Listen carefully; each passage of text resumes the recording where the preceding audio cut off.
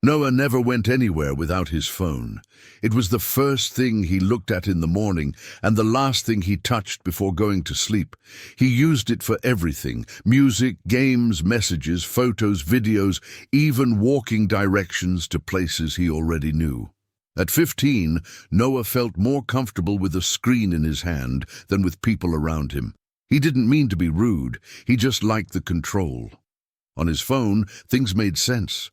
If something was boring, he could scroll. If something was difficult, he could switch apps. Easy, his parents sometimes complained. "Talk to us, not your phone," his mom would say. "Look around once in a while," his dad added. But Noah always laughed it off. "I can hear you," he'd reply, eyes still down. Then came a normal Thursday. Noah left school like always, earbuds in, eyes on the screen. He texted his friend about a game, checked the weather, and skipped 3 songs before choosing one he liked. He took the same route home he always did, past the coffee shop, across the park, through the quiet side street near the bakery. At home he dropped his backpack, took off his shoes, and reached into his pocket. Empty. He froze, checked the other pocket. Nothing. The backpack. Not there either. Noah's chest tightened. His phone was gone. And just like that, everything in his day stopped, like a song that cuts out mid-beat. He didn't know it yet, but losing that small device would lead him to something he hadn't noticed in a long time: the real world. Noah's days always followed the same rhythm. He woke up to the sound of his alarm, an upbeat song from his favorite playlist. Still half asleep, he'd grab his phone from under his pillow and scroll through messages and notifications before even getting out of bed. Breakfast was eaten with one hand, the other still holding the screen. He barely noticed the cereal in his bowl or the sun coming through the kitchen window. His mom usually tried to talk to him, but his responses were short. "Did you sleep well?" "Yeah." "Anything planned after school?" "Not really." He'd nod, mumble, or give a thumbs up, but his eyes were always focused downward. On the bus, it was the same. Earbuds in, head down, thumbs tapping. Sometimes he played games. Other times he watched short videos or texted his friends. Occasionally he took selfies with silly filters and sent them to his group chat. At school, the phone had to stay in his backpack during class, but the moment the bell rang for lunch, it was back in his hands. Noah sat with his friends, but conversation often happened through memes and screen sharing instead of words. "Look at this video," someone would say. "Did you see this post?" Noah was always up to date, always connected. After school, he walked home alone. It was a short walk, maybe 20 minutes. But to Noah, it didn't really exist. The walk was just background noise while he focused on his screen. He never noticed the color of the sky or the old man who sat at the same bench every afternoon. He didn't hear the birds in the park or see the bakery window with its warm, fresh bread. He was there, but not really. That Thursday started the same as any other.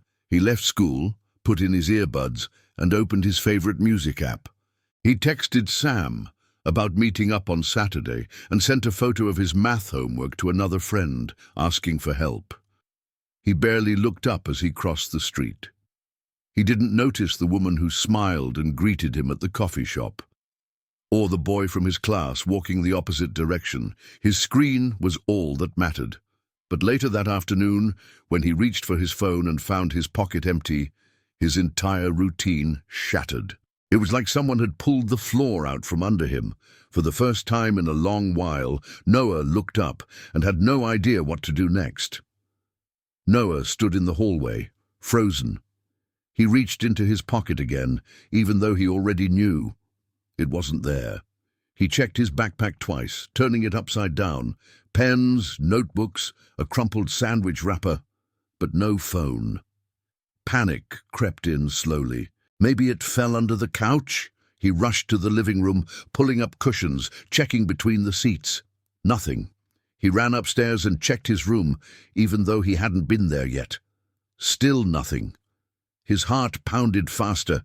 His hands felt sweaty. He went back to the kitchen, trying to think clearly. Okay. I had it after school. I remember texting Sam. He looked at his mum, who was washing dishes. "Mum, have you seen my phone?" She turned, drying her hands. "No." "Isn't it in your backpack?" "No, it's gone. I had it when I left school. I don't know where it is now." She raised an eyebrow. "You walked home looking at it, didn't you?" He nodded. "Then maybe you dropped it." Noah grabbed the house phone. "Can I call it?" She handed it to him, and he quickly dialed his own number. Ring, ring, no answer. Ring, ring, voicemail. He tried again. Same result. Someone could have picked it up, he thought, or maybe it's still on the ground somewhere. "Mum, I think I dropped it on the way home. I need to go look." She gave him a look, half concern, half a sigh. "It's getting late. I'll be quick. I'll retrace my steps, please." She hesitated, then nodded. "Be careful." Noah ran out the door and started back the way he had come. Without music in his ears or a screen in his hand, everything felt louder and more real. His shoes slapped the pavement with every step. The wind rustled the leaves. Cars passed. People talked. He passed the corner near the park and looked around carefully. No phone. He crouched and checked under a bench. Nothing.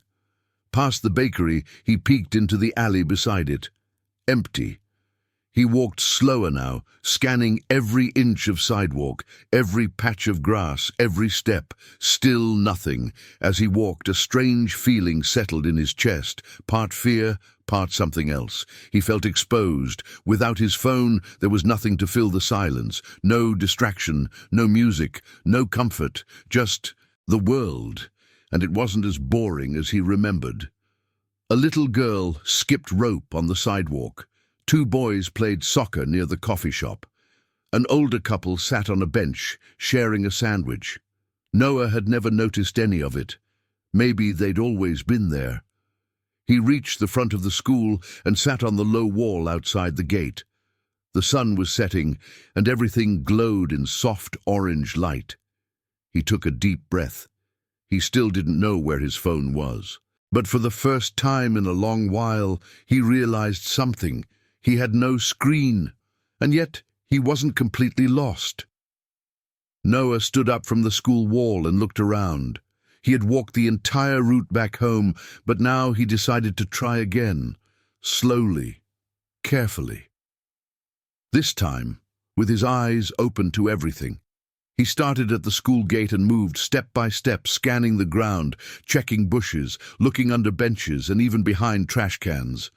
Without his phone, he had time to actually see. He passed the small grocery store and waved politely at the woman sweeping the front. She smiled and waved back. Noah had passed her 100 times before, but he had never looked at her face. Further down the street, he walked through the park again. A man jogged by, breathing heavily but smiling. Birds chirped overhead. He saw a squirrel running across a branch and stopped to watch it for a moment. Everything felt slower, not boring, just calmer. At the park bench, near the middle of the path, he paused again. It was empty now, but he remembered seeing someone there earlier. A man, maybe. He looked under the bench just in case, but no phone.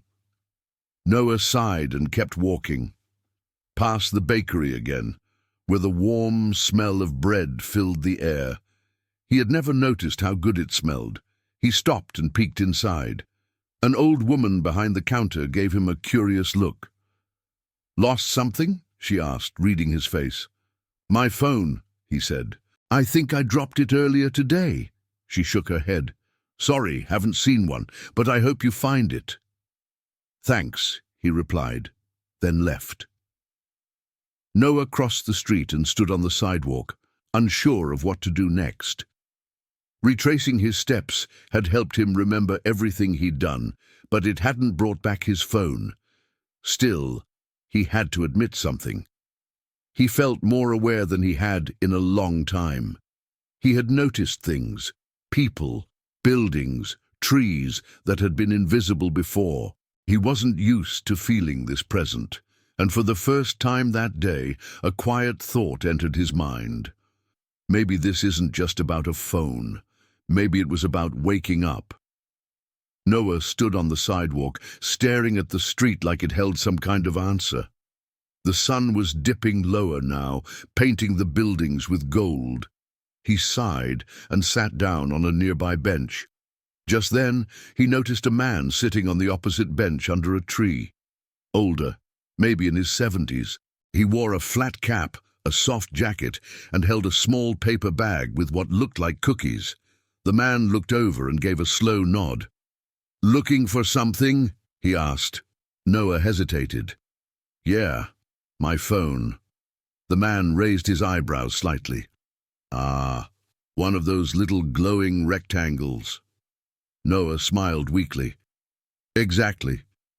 Dropped it somewhere?" "I think so. I've walked the whole way back. Twice." The man nodded. "That's something. Most people would have given up after 5 minutes." Noah shrugged. "It's kind of important." The man leaned forward. "Is it? Or does it feel important?" Noah looked at him, surprised by the question. "Well, I mean, it has everything. My music, my messages, my photos. I don't know. It's like my whole life is in there." The man chuckled softly. "You're too young to say things like that. Life isn't inside a phone. Life is what's happening around you." Noah didn't know how to answer. The man offered him a cookie. "Oatmeal. Not bad."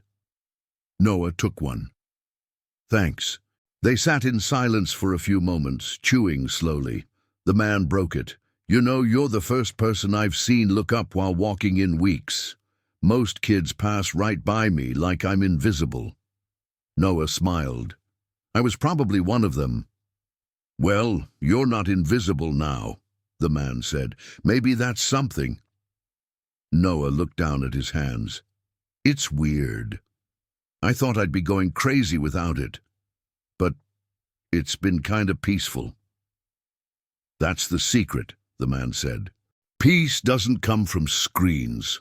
After another pause, the man added, "Have you tried calling it again?" "Yeah, a few times." No answer. "Try once more," he said. "Sometimes it just takes one more try." Noah borrowed a phone from a shop earlier, but he hadn't called again since starting the second walk. He stood up. "You're right. One more try." "Good luck, son." Noah jogged to the bakery and politely asked to borrow the landline again. The woman behind the counter nodded. He dialed. "Ring, ring." Then click. A voice answered. "Hello." Noah's heart jumped. "Hi, this is Noah. I think you found my phone." "Oh, yes. I was wondering when someone would call. I found it on the sidewalk near the cafe." "Thank you so much. Can I come get it?" "Of course, dear. I'm just a few blocks away." She gave him the address. Noah thanked her and returned to the bench, but the old man was gone. Just the cookie bag remained, with a note scribbled on the napkin. "Eyes up, world open."